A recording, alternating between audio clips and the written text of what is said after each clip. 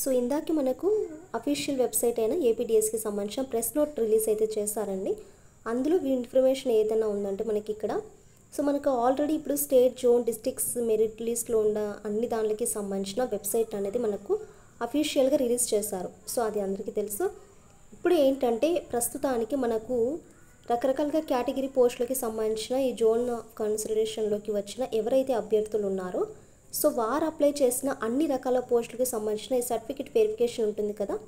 So ఆ certificate వెరిఫికేషన్కి సంబంధించిన జిల్లాల్లోనూ అంటే ఇప్పుడు ఫర్ ఎగ్జాంపుల్ ఇప్పుడు కడప అనుకోండి, కడప జిల్లాలోని గురువారం అంటే 28న మార్నింగ్ 9కి స్టార్ట్ అవుతుందండి.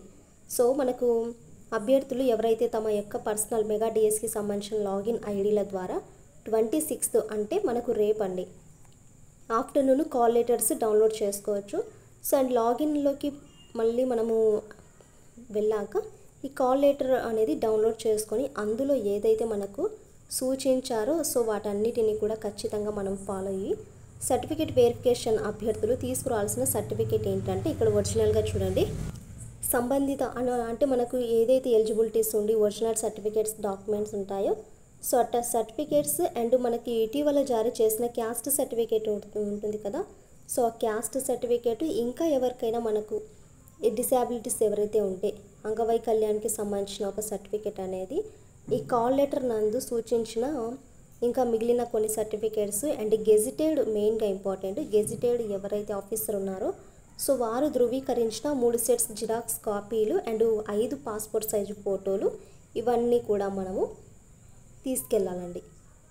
ఇప్పుడు వచ్చేసి మనకి ఇక్కడ చూడండి కేటాయించిన డేట్, టైము, సో మనకి ఎక్కడికి పిలుస్తారు, కాల్ లెటర్, ఎక్కడికి అటెండ్ అవ్వాలి, అర్హత లేని అభ్యర్థుల అభ్యర్థిత్వం రద్దు చేయబడుతుంది అనేసి సో ఇక్కడ మనకు ఏదైతే ఇన్ఫర్మేషన్ ఉందో ఆ ఇన్ఫర్మేషన్ అంతా కూడా ఒకసారి బాగా గమనించిన తర్వాతే మీరు గురువారం రోజు అయితే ఖచ్చితంగా వెళ్ళండి. ఓకేనా అండి.